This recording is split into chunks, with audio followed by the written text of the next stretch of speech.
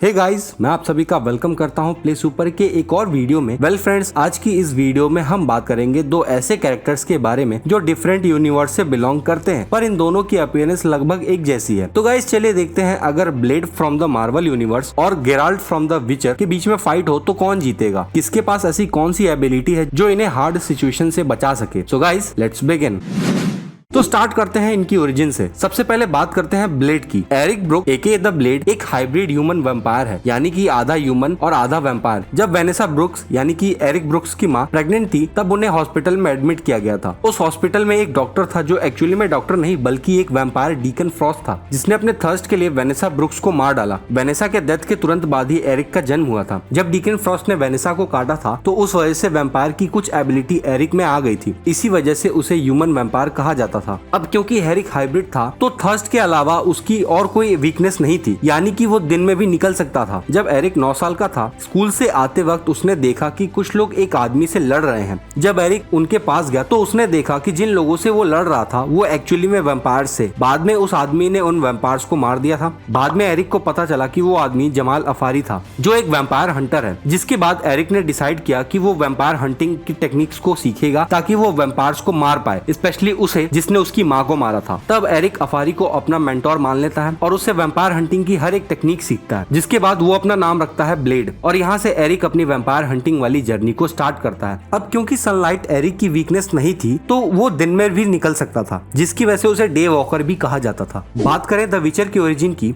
तो Geralt AK the विचर sorcerer's वेसेना का बेटा था। जब गेराल्ट का जन्म हुआ था तब वेसेना ने उसे स्कूल ऑफ द वुल्फ में भेज दिया, जो कायर मोरहेन नाम की जगह पर था। उस स्कूल में जाने के बाद गेराल्ट ने अपने बचपन से ही द विचर बनने की ट्रेनिंग शुरू कर दी थी। गेराल्ट की स्कूल ट्रेनिंग के दौरान उसके ऊपर कई सारे एक्सपेरिमेंट्स किए, जिसकी वजह से उसकी बॉडी में म्यूटेशन हुए थे। ट्रेनिंग के दौरान ही द वुल्फ स्कूल और द कैट स्कूल के बीच में टूर्नामेंट हुआ, बट एक्चुअली में द वुल्फ स्कूल के सारे विचर्स को मारने का प्लान था। इसी वजह से किंग रेडोविड 2 ने इस टूर्नामेंट को रखा था। रेडोविड का प्लान सक्सेसफुल हो गया, जिसमें द कैट स्कूल ने बेट्रेल किया, जिसकी वजह से रेडोविड का प्लान सक्सेसफुल हो गया। उसने सारे विचर्स को मार दिया। लकीली गेराल्ट वहां से बच के भाग गया। अब क्योंकि गेराल्ट ही बचा था और वो अपनी ट्रेनिंग कंप्लीट कर चुका था, तो उसे एक एडिशनल म्यूटेशन एक्सपेरिमेंट के लिए द ट्रायल ऑफ ग्रासेस के लिए लाया गया। गेराल्ट ही पहला ऐसा विचर था जो इस म्यूटेशन एक्सपेरिमेंट से बचा था। इस एक्सपेरिमेंट की वजह से गेराल्ट की बॉडी में म्यूटेशन हुआ, जिसकी वजह से उसे कई सारी सुपर नेचुरल एबिलिटीज मिली, जैसे कि strength, speed, endurance, healing, complete immunity to disease, sense और भी बहुत सारी एबिलिटीज। मगर इस एक्सपेरिमेंट के कुछ साइड इफेक्ट भी हुए, जिस वजह से गेराल्ट के हेयर्स व्हाइट हो गए थे। इन सब के बाद गेराल्ट पूरी तरह से विचर बन चुका था और कायर मोरहेन से निकलकर उसने अपनी मॉन्स्टर हंटर की जर्नी को स्टार्ट किया और कई सारे पावरफुल मॉन्स्टर्स को डिफीट किया। अब हम देखते हैं इन दोनों कैरेक्टर्स के पावर्स एंड एबिलिटीज को। सबसे पहले हम बात करते हैं ब्लेड की। ब्लेड एक हाफ वैम्पायर ह्यूमन है, विच मींस ब्लेड वो सारी एबिलिटीज पजेस करता है जो एक वैम्पायर एबिलिटी होती है। इसके अलावा ब्लेड के पास super human strength, speed, heightened senses, मतलब कि ब्लेड अपने पास आने वाले हर सुपर नेचुरल क्रिएचर को सेंस कर सकता है और इसके बाकी के सेंसेस भी काफी एनहेंस्ड हैं, जिसमें सेंस ऑफ स्मेल भी शामिल है। इसके पास रैपिड हीलिंग और स्लो एजिंग की भी एबिलिटी है। साथ ही साथ ब्लेड एक मास्टर मार्शल आर्टिस्ट है और एक स्किल्ड स्वॉर्ड्समैन भी है। अब क्योंकि ब्लेड एक वैम्पायर हंटर है और हाफ वैम्पायर भी, तो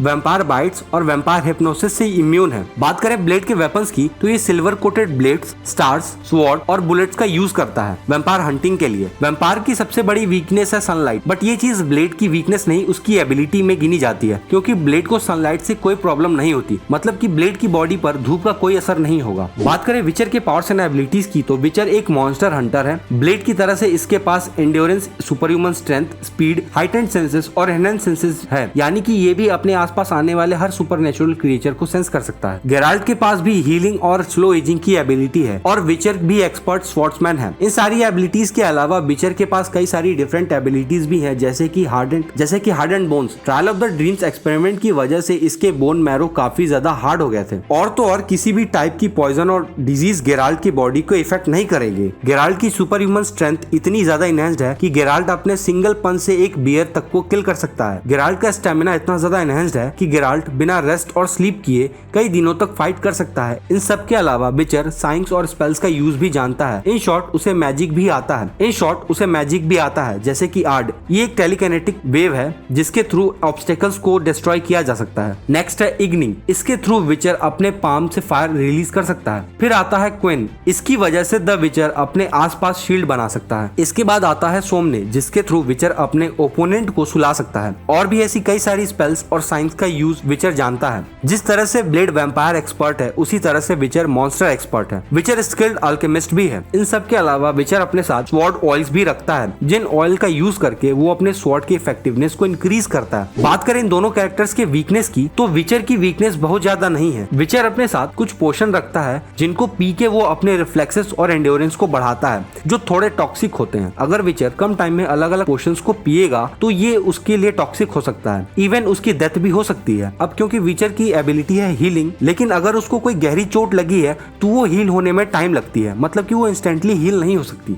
और विचर थोड़ा सा घमंडी भी है। इसके अलावा इसकी और कोई वीकनेस नहीं है। बात करें ब्लेड के वीकनेस की, नॉर्मल वैम्पायर्स के जो वीकनेस है वो वीकनेस ब्लेड के नहीं है, एक्सेप्ट थर्स्ट। वैम्पायर्स की तरफ ब्लेड को फ्रेश ब्लड की जरूरत पड़ती है जिंदा रहने के लिए। इसी वजह से ब्लेड अपने पास सीरम रखता है। अगर ब्लेड उन सीरम को लॉन्ग टाइम तक नहीं लेगा तो वो एक्चुअल वैम्पायर में बदल जाएगा। वैसे तो येलो सनलाइट से ब्लेड को कोई प्रॉब्लम नहीं होती, बट अगर ब्लेड रेड सन के कांटेक्ट में आया तो उसकी पूरी स्किन जल जाएगी और ब्लेड मर भी सकता है। इसके अलावा ब्लेड की और कोई वीकनेस नहीं है। तो गाइस, अब जब हम इन दोनों ही कैरेक्टर्स की ओरिजिन, पावर्स एंड एबिलिटीज और वीकनेस को जान चुके हैं, तो क्या होगा अगर इन दोनों ही कैरेक्टर्स के बीच में फाइट हो। चलिए देखते हैं। Case number 1 with physical strength. Physical strength के बेसिस पर हम देखें तो मुझे ऑलमोस्ट दोनों ही इक्वल लेवल पर लगते हैं। गेराल्ट के बोन्स म्यूटेशन की वजह से बहुत ही ज्यादा हार्ड हो गए हैं, और इसी तरह ब्लेड के वैम्पायर होने की वजह से उसका भी स्केलेटल सिस्टम इवॉल्व्ड है। गेराल्ट बस एक पंच से एक बियर या इवन एक ह्यूमन को मार सकता है। मॉन्स्टर्स को भी 1-on-1 फाइट्स में वो डिफीट कर सकता है। सिमिलरली ब्लेड भी इतना स्ट्रॉन्ग है कि वो 1 टन लिफ्ट कर सकता है एंड इवन स्पाइडरमैन का स्कल फोड़ सकता है। तो बेसिकली स्ट्रेंथ वाइज मुझे दोनों ही कैरेक्टर सिमिलर लगे, यानी कि अगर ये दोनों ही कैरेक्टर्स फिजिकल स्ट्रेंथ पर लड़ेंगे तो ये मैच टाई हो जाएगा। अब बात करते हैं केस 2 की, with all powers and abilities. Powers and abilities के मामले में भी दोनों के पास ऑलमोस्ट सेम पावर्स हैं। दोनों के पास भी इनहेंस सेंसेस है, जिससे पिच ब्लैक में भी क्लियरली देख सकते हैं, धीमी से धीमी आवाज सुन सकते हैं और एनिमी को सेंस कर सकते हैं। स्वॉर्ड प्ले में दोनों ही काफी अच्छे हैं, क्योंकि दोनों ने ही पता नहीं कितने मॉन्स्टर्स और वैम्पायर्स को सिंगल हैंड से खत्म किया है। इसके अलावा दोनों ही हैंड टू हैंड कॉम्बैट में काफी अच्छे और दोनों के पास सुपर ह्यूमन स्टेमिना भी है। तो अगर ब्लेड किसी मामले में पीछे है तो वो है मैजिक एंड स्पेल्स। गेराल्ट को मैजिक काफी अच्छे से आती है। गेराल्ट के पास ऐसी स्पेल्स हैं जो उसे डिस्ट्रॉय, फायर, ट्रैप, शील्ड और इवन नॉकआउट करने की एबिलिटी देती है। इन मैजिक्स का यूज करके वो डेफिनेटली ब्लेड के लिए एक अच्छी स्ट्रेटेजी सोच सकता है और उसे डिफीट कर सकता है। लेकिन यहाँ पर ब्लेड के लिए जो मेन प्रॉब्लम है वो है गेराल्ट की वीकनेस।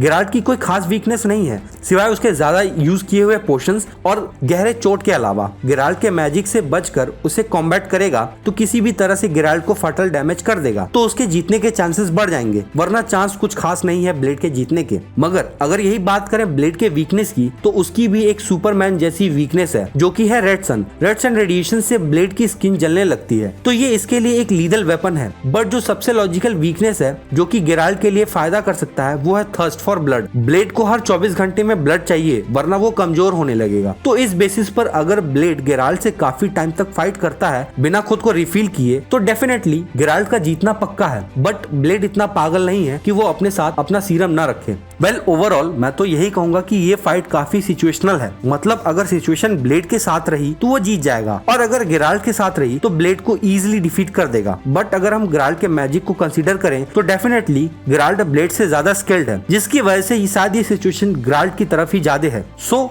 मेरे हिसाब से इस फाइट का विनर गेराल्ट ऑफ रेविया यानी कि द विचर ही होगा। वेल आप सभी को क्या लगता है कि इन दोनों ही कैरेक्टर्स में से कौन जीतेगा, ये हमें कमेंट सेक्शन में जरूर बताएं।